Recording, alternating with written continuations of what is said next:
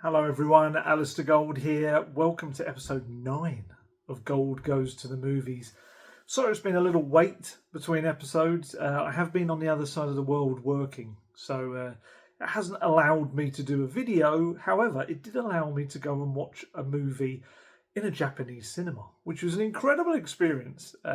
It was so cool. It was a huge place in Tokyo, which every screen within it felt like an IMAX screen, like a massive experience. Almost felt like you were going to this grand concert rather than just a movie. And so, yeah, because I've been away for a little while, I've got a bit of a backlog of movies, but we'll work our way through them. That's fine. We've got 8 in total for this. I'm pretty sure I've forgotten 1 or 2, and I'll just shove them into another video. Because the beauty of these videos is they're not just about new movies. They can be about ones that I might have missed from years ago, and there are a couple of those in this batch. It's just movies that you might just be sitting down on a Saturday night. Doesn't have to be a cinema release. It could be something that you're sitting at home and thinking, what do you fancy watching tonight? And it may be something that I liked, you might want to watch as well. There's a load to get through. We've got a very different bunch. Deadpool and Wolverine was the one I watched in Tokyo on the big screen in English audio with Japanese subtitles, which took me a little bit of using Google Translate to work out before I went into the screening that was what it was going to be. And there's still that scary moment when you're kind of sat there thinking, is this going to be in dubbed Japanese or is it going to be in English? Oh, it's in English, thank you. And I managed to see that quickly enough that I didn't get any spoilers. On the flight over to Asia, I watched The Holdovers, finally got to see that, and The Bucket List, an older movie that I've somehow not seen over the years. On Amazon recently, I've watched The Ministry of Ungentlemanly Warfare and The Iron Claw, both on Amazon. On Sky, watched Anyone But You, Night Swim, and a classic. I know, feel free to be absolutely outraged, but I had not seen it, The Big Lebowski. And I've watched a lot of Coen Brothers stuff, and for some reason I just never got around to seeing that. So I righted that wrong and watched that this week, actually, on my return from the other side of the world. I'm going to try and rattle through these reviews because I'm very aware that there's 8 of them, and if I go into real depth about all of them, we're going to be here forever. I'm going to delve enough into them without spoiling anything, even the ones that are from quite a while ago, because like me, there are people that might not have seen them, and there's nothing worse than going into something and there just being this cool little moment or a little twist or turn or whatever, even the ending. Even if it's a 20-year-old film, it's still cool if you've managed to escape anyone else telling you exactly what happens and you just get to experience it fresh first time. So that's the aim of these reviews. And definitely one you could easily spoil if you're not careful is Deadpool and Wolverine, because it's got so many cameos, so many memorable moments, so many little like what kind of things that happen in it. So I'm not going to spoil anything. I'm just going to tell you in essence, it's huge, it's daft, it's thoroughly enjoyable.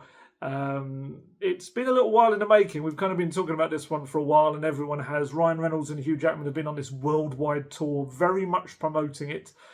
And, you know, it's been worth it for them. I think it's just crossed over the $1 billion mark already. Look, if you're looking for an incredible plot and, you know, Oscar-worthy performances, that's not what this movie's about. It's absolutely not. But if you're looking for some silly fun, plenty of laughs, unexpected cinematic returns, charm and charisma of the 2 leads, who we know in the real world, they get on very well, is kind of have this relationship that's like mock fighting all the time.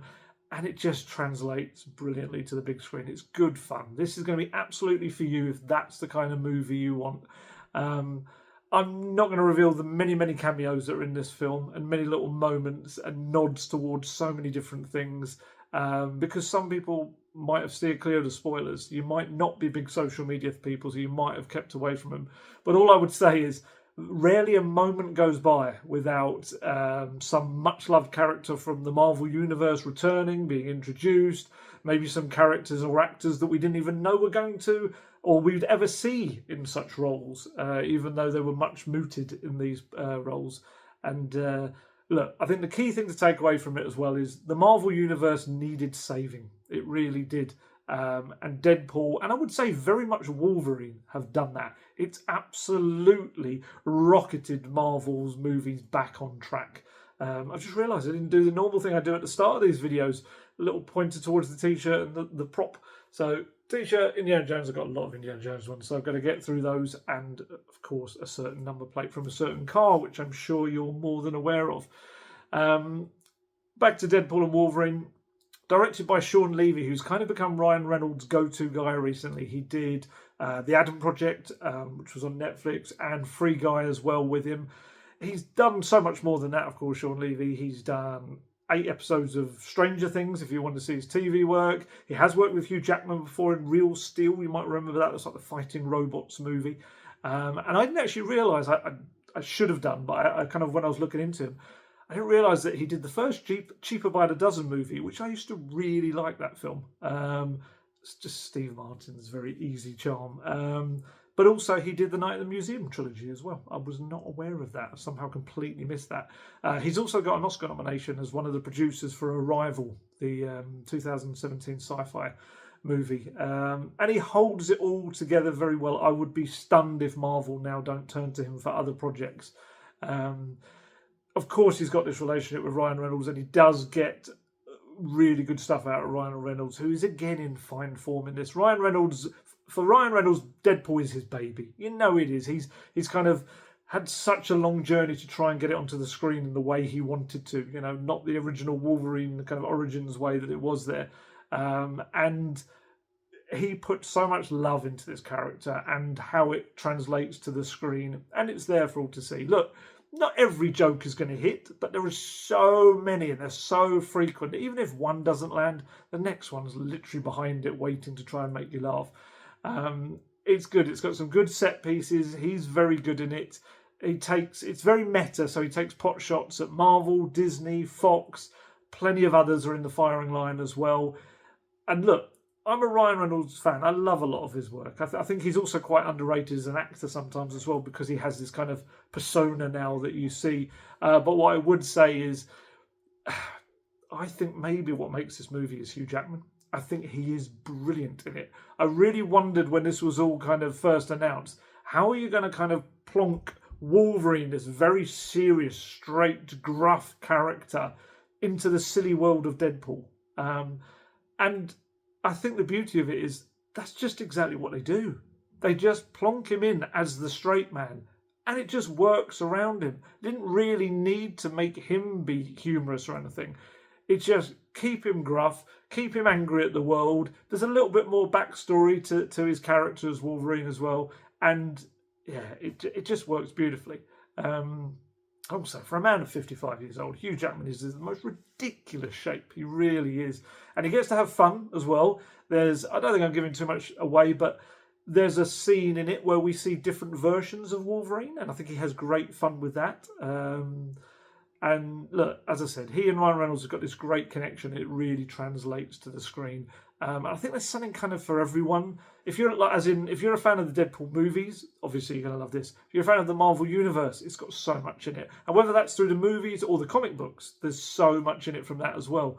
And even if you don't like the Disney version of Marvel stuff, if you preferred the 20th Century Fox stuff, there's a lot of that in here as well. As I said, don't go searching for a terrific plot. It's wafer thin. It's very thin. It's essentially Deadpool trying to save his world. The Time Variance Authority from we saw in Loki. That's your kind of main plot, and then everything else has to branch out from that. But it's just all fun. It's just all part of the fun. It's not perfect. There are little moments where you think that could have been a little bit tighter, things like that. But it's just fun. It's the kind of thing you go to the cinema to go and enjoy. The music's also brilliant. I'm sure people will be aware of there's a very fun number at the start of the movie and a very cool number at the end of the movie for a big kind of fighting finale. But there's also peppered throughout lots of little songs that I found myself humming still now, a couple of weeks on. It's very cool. If you can get to see it before it leaves the big screen, I would recommend it. Like I said, it felt absolutely apt and fitting that I got to see it on this huge screen in Tokyo. It felt like such a massive experience, which probably even added to the enjoyment of it all. So yeah, it's not perfect, and I don't think it'll be for everyone, but I think for everyone that loves Marvel and the Deadpool character, and comic book movies in general. I think you'll go there and you'll thoroughly enjoy yourself. Just just don't expect the world's greatest plot, but it doesn't really need it. It doesn't. Next up is The Ministry of Ungentlemanly Warfare, which I watched on Amazon.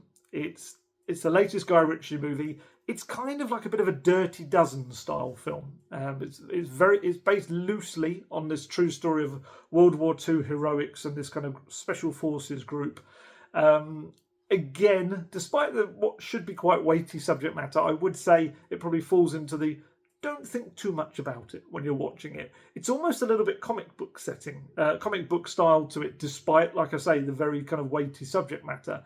But I think it kind of works. If you just, again, switch your brain off for a couple of hours, just go into it with this kind of feeling like, okay, I'm just going to enjoy this kind of action-packed tale of daring do, I suppose, in the war, without trying to get too bogged down in the actual fact it is set in a real war.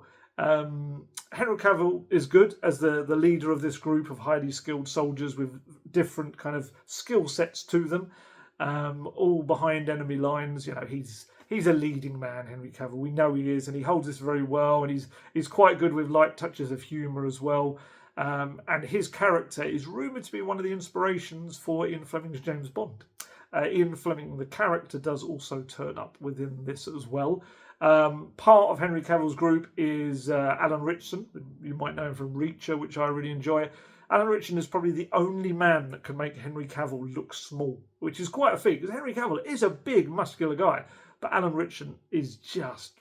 He's a giant. And he's very good in this, because if you like Reacher like myself, he plays quite kind of a serious character. Whereas in this, he kind of shows quite nice light touches to the way he plays the role, and quite funny lines as well he gets. He's good. Henry Golding is also in it. You might know him from Crazy Rich Asians, The Gentleman, Last Christmas as well. He's good in this. More of a supporting role probably than the other two. Isa Gonzalez is very good as the female lead. She just kind of gets things done in it. She's the one that kind of has to... just make things happen to ensure things kind of keep moving along. There's other decent turns from Alex Pettyfer, Babs Olosanmoken, I'm going to get it right, Carrie Alls, and Till Schweiger. Like I said, it's not very deep. There's very little backstory to the characters. We don't really get a sense of how they all came together, really, other than a kind of a tiny idea of how they did. A lot of assumption put into there. But it's got a good pace to it. It very rarely drags the film, I would say. It keeps going at this nice kind of turn of speed. I would say there's certain aspects of it, maybe it's got the vibe or a similar feel to certainly the plot aspects of Quentin Tarantino's Inglourious movie, you know, the second word, I don't have to say it.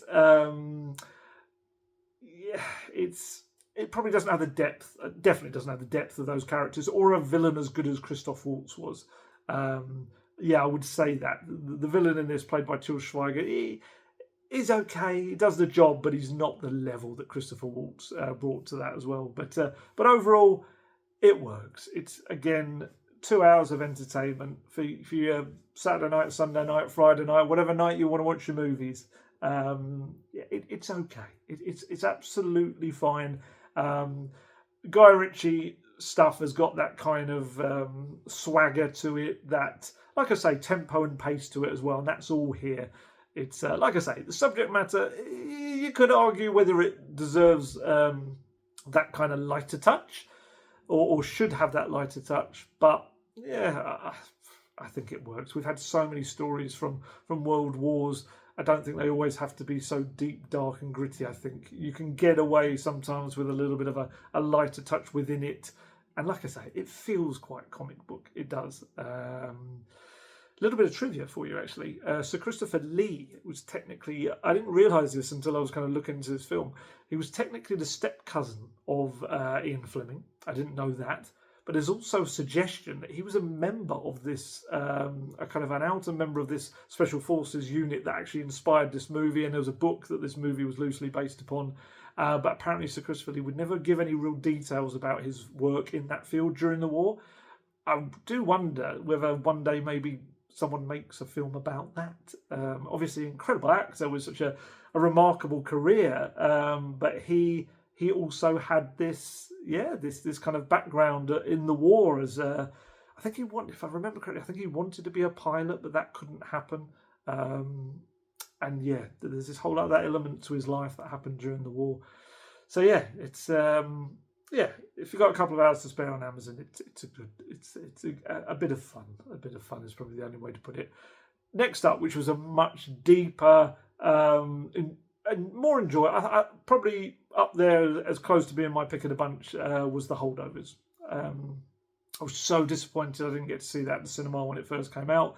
But thankfully, I'm looking through the movies on the plane, and there it is, sitting in the new releases. So, honestly, you should have seen the smile on my face when I saw it, because I was like, it's one of those movies that my youngest daughter had seen it as well, and already said, it's a movie that you'll really like. It's right up your street, and she was absolutely right. It's just a lovely movie. It's about a strict teacher in 1970 who's left to look after what is initially a group of pupils at a New England boarding school. Set in the snow, they can't get home. These group can't get home for Christmas holidays, or they just have nowhere to go, or various reasons. It's the first time the director Alexander Payne and Paul Giamatti have worked together since Sideways. Yeah, and I loved it. I really enjoyed Sideways, and I loved this. I might even say I love this even more than Sideways. The pace is perfect. The cast are brilliant. It feels like a bit of a breakout role, I'd say, for Dominic Sessa as the main young troubled teen of the story. Very clever pupil. And the Oscar-winning Divine Joy Randolph, brilliant, absolutely brilliant. Absolutely can see why she won the Oscar. She is superb as this school cook who's gone through a really awful time, without putting too fine a point in it. Paul Giamatti is the glue that holds it all together, of course. He's just brilliant. He plays this teacher who no one really likes. That's the pupils, the staff. He's a bit awkward, believes he's right and all about everything, and could be a bit petty as well in certain aspects. But over the course of this movie, as all the best movies do, we get to slowly peel back the layers of this character and see kind of what's underneath and why he is like he is. And he's a marvellous actor, Paul Giamatti. Honestly, whether it's the massive variety of roles he's taken on in the movies, you look back at his career, he's been in big budget films, he's been in indie films, he's been in every kind of role. He's been a villain, he's been the main lead, he's been the good guy, he's been a supporting character. He's just got this range to him. And I mean, I love him in Billions, the TV show. I think he's brilliant in that as well. He's just fantastic. And the Holdovers, it's mainly in its essence the story about these three very different people in very different moments in their life, all thrown together during this Christmas holiday, and they end up just kind of happening to be quite important to each other's lives in differing ways, and ways that they would never have expected. Giamatti was nominated for an Oscar as well. The movie itself was the screenplay by David Hemmingson and the film editing by Kevin Tent were all nominated. Didn't win, but honestly, this is the one that if you weren't thinking of watching it, I would definitely say give it a try. It's just a lovely, sweet story, set at this time when you absolutely believe it is 1970. It's so well done, and some of the film techniques they use in it are quite clever. Even the way it starts makes you feel like you're in that time period. It's a lovely, lovely film. It is. Another film that's very well acted, which I watched, is The Iron Claw, which is the remarkable, often really tragic tale of the Von Erich brothers, who were huge in professional wrestling in the 1980s.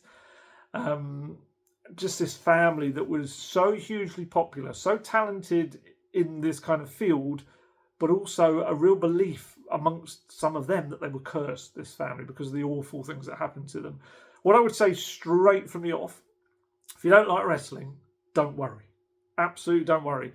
This is kind of, wrestling is almost like a backdrop, the binding thing maybe between this family. This film is about life, family, loss, and the way people deal with it, and the way sons look to kind of make their parents, and maybe especially sometimes their father, proud, and and live out the dreams of their parents sometimes rather than themselves. It's a really, it was probably the one that surprised me the most out of this batch.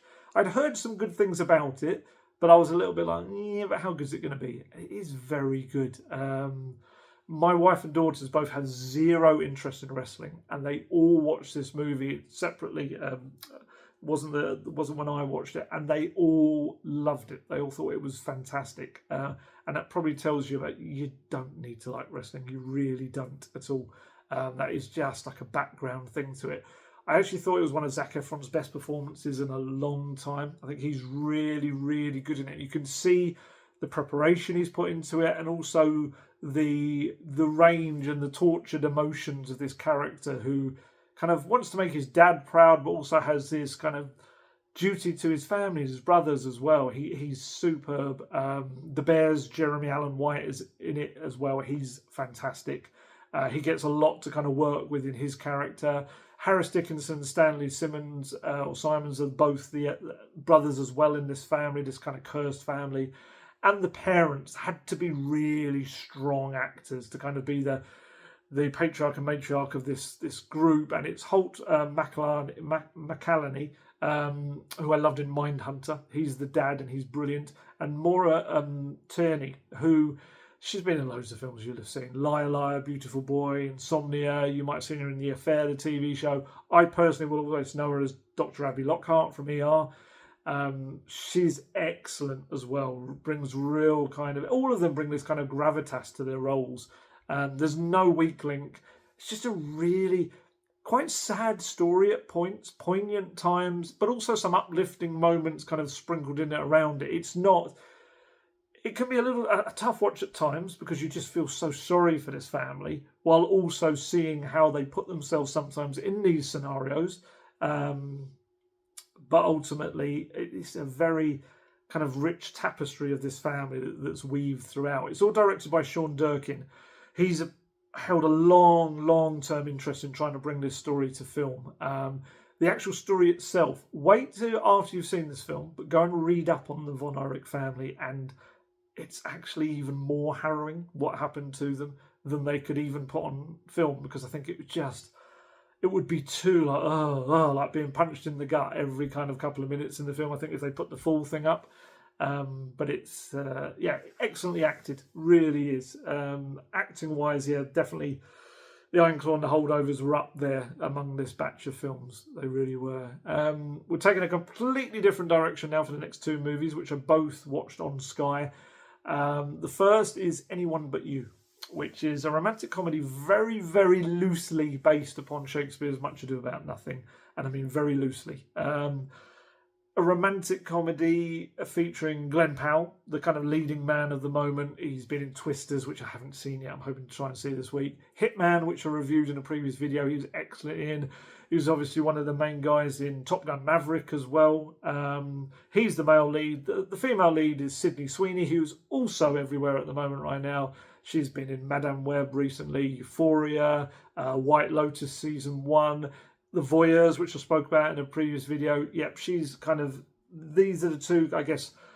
I'm up there among the hottest stars at the moment in terms of the movies they're in. Anyone But You, it's essentially the story of a couple who hook up, have a misunderstanding, decide they hate each other from that point on, and they're thrown together again at this weekend because of mutual friends. It's all right. It's okay. There was a lot of kind of buzz around it, so I thought, I'm going to sit down and watch it. I watched it with my wife, kind of like a Saturday night romantic movie. It's okay. It's okay. It managed to become a bit of a sleeper here. It made $220 million worldwide. I'd imagine that's probably the popularity of the leads as well. It's not exactly subtle in the way it uses them. Most of them are either, but the two of them are either in shorts or bikinis for long periods of this film. Glenn Powell in particular seems to probably spend a fair chunk of this movie with his top off.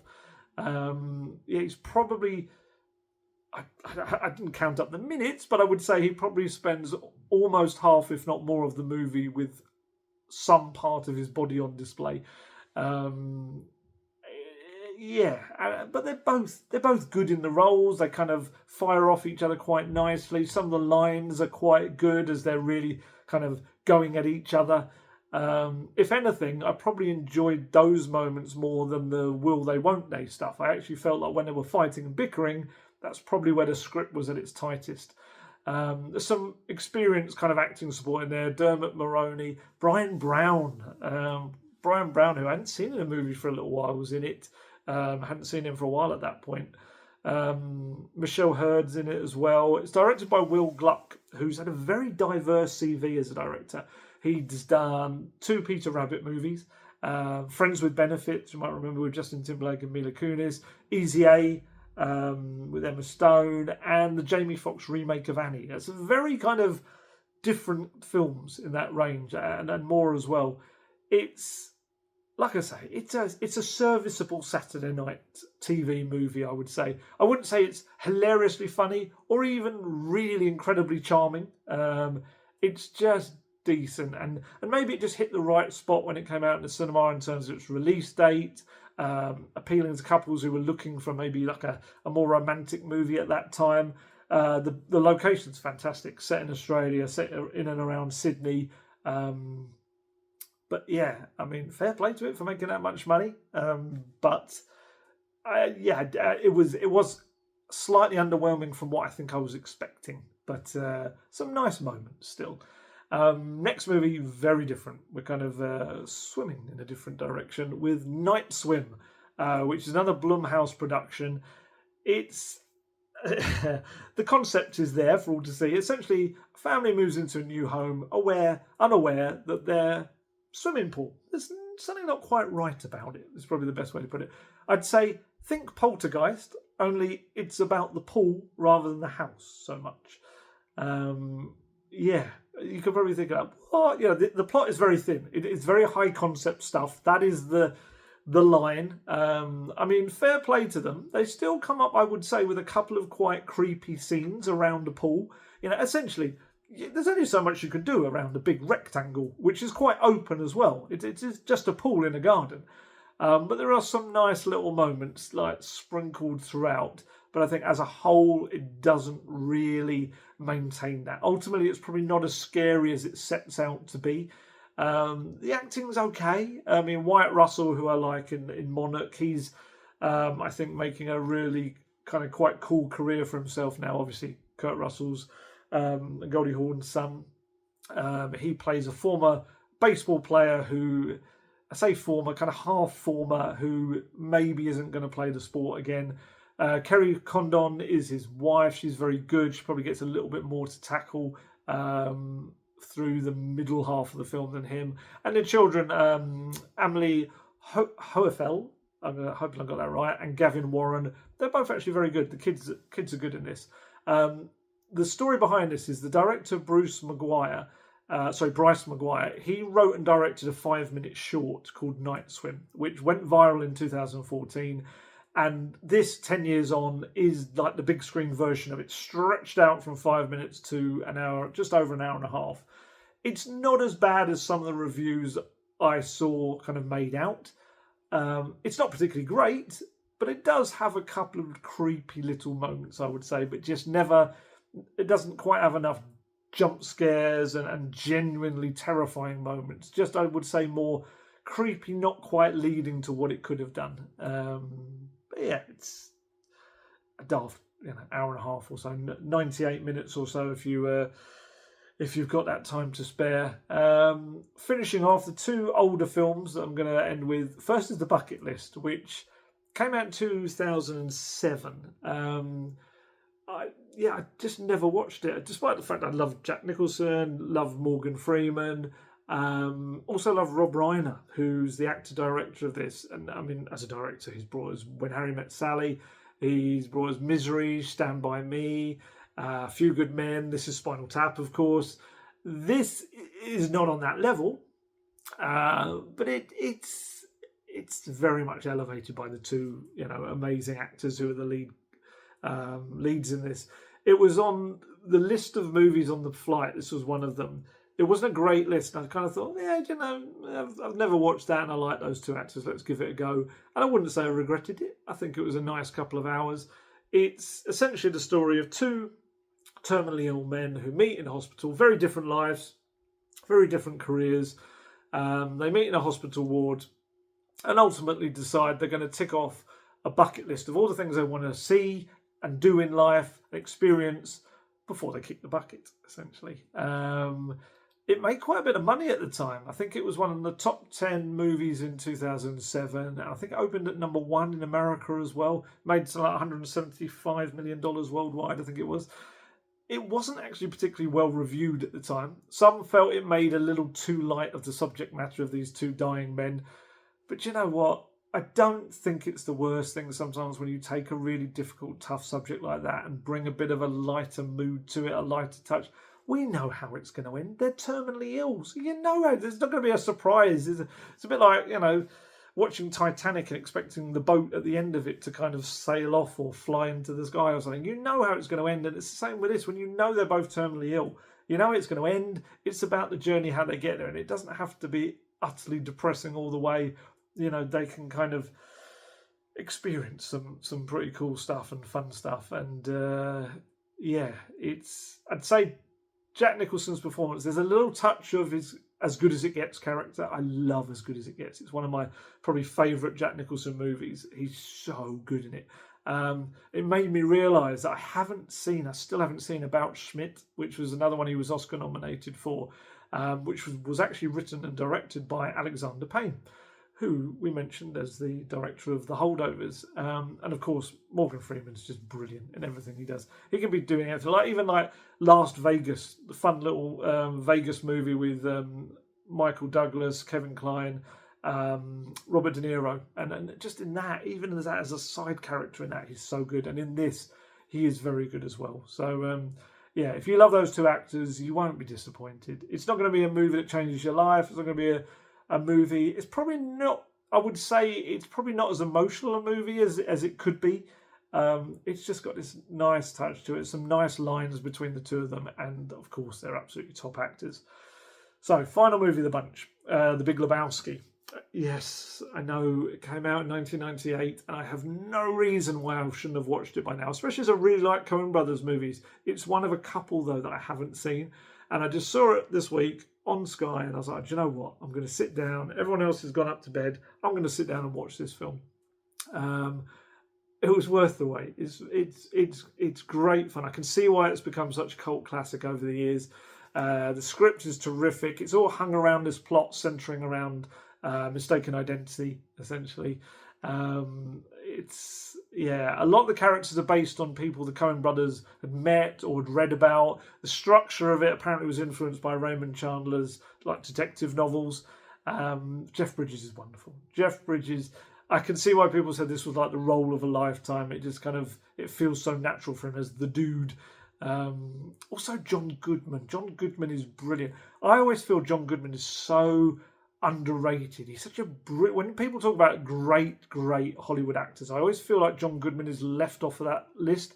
I don't know whether it's because of his TV background, obviously is Roseanne and the Connors now, isn't it, as well? And I kind of maybe feel people just don't take into account just what a brilliant actor he is, and he's so good in this. He's fantastic. There's also Steve Buscemi's in it. The late, great Philip Seymour Hoffman's in it. He's very good as well. Julianne Moore is superb in it. John Turturro turns up in a role that, from the outside, never seeing this film and having seen everything about it, I expected to be a much bigger role. It's actually not as big a role as I was expecting him to be in. But it's very good, and he's very good as well. There's some brilliant dream sequences that are weird, wild and wonderful. And it's quite funny. It is a movie that it didn't win Oscars. It wasn't particularly well received at the time or reviewed at the time, but it is a cult classic. Just over the years, more and more people have enjoyed it, and it's just grown in popularity. And it's. I'd be interested to know where people rank it in their Coen Brothers movies, because it is quite different to a lot of their other films, I would say. But it's just got this very cool, laid-back, kind of slacker vibe. The bowling scene as well. as in the scene in America, and it's yeah, it was good. I really enjoyed it. It was one of those I kind of thought, why have you waited all of these years to watch that? 26 years or so to watch this. That was good. So yeah, that's all of them for now. Like I said, I swear I watched another one or two that over the last 3 weeks or so I've completely forgotten I watched. They will pop back into my mind and we'll talk about them in future videos. I did watch a part of Biosphere the other night, which is the sci-fi movie with Sterling K. Brown and Mark Duplass. I just happened to switch over. I was halfway through. I found myself really caught up and it was really interesting. So I kind of watched halfway to the end, which is a really bad way to watch a movie. But before I talk about it, and I enjoyed what I watched, but I'd rather go back and watch the whole thing as a and in its entirety before I speak about it. But it was yeah. If you've seen that, let me know what you thought of that as well. And yeah, so I'm back now, back in the swing of things. There's a load of movies I want to pack in to the kind of weeks ahead. I still want to catch Twisters before it comes out of the cinema. I feel like it's one for the big screen. Borderlands and Trap I missed. I'm hoping that they might be available somewhere. My wife and daughters both went to see It Ends With Us last night. I was busy. They all loved the book and they weren't disappointed. So that's a good thing. That's not always the case when you go and see a big screen adaptation of a novel you love. They really enjoyed that. What else have I missed? Long Legs. I missed that Nicolas Cage movie. I want to see that. I'm hoping that comes onto streaming soon because I don't think that's going to be available anywhere to watch at the cinema probably. Kingdom of the Planet of the Apes, which I missed at the cinema, is now on Disney Plus, so I should definitely be watching that in the next week. Apple, The Instigators with Matt Damon and Casey Affleck. I want to watch that. Alien Romulus comes out later this week. Funny enough, I flicked over to a little bit last night of Alien Resurrection. I just forgot how I like the Alien films. Obviously, Sigourney Weaver is the boss in them. She's so cool in the kind of one she's in before the prequels came along. I forgot in Alien Resurrection just how much of a boss she is and how terrified everyone is of her as this kind of clone character. Such a good actress. So yeah, I want to watch that. The Crow comes out soon. Kind of mixed things I've heard about that, but I probably would still quite like to see it. Beetlejuice also comes out. I want to see whether they've been able to kind of recapture what they did with the original all these years on. Speak No Evil with James McAvoy looks very cool. I think that's out in a few weeks' time. We've also got Wolves with George Clooney and Brad Pitt as like clean-up guys after crimes have been committed. That's on Apple. Yeah, so plenty coming up. Absolutely loads of films coming up. And hopefully in this big batch that we've kind of spoken about today, there's a few that you might want to get your eyes on if you've missed them thus far. And there might be a few that you think, nah, maybe I won't bother with those. So yeah, time to head off, go and watch some movies. And I shall catch you next time on Gold Goes to the Movies. Look after yourselves, stay safe, stay healthy. I shall catch you later. Goodbye.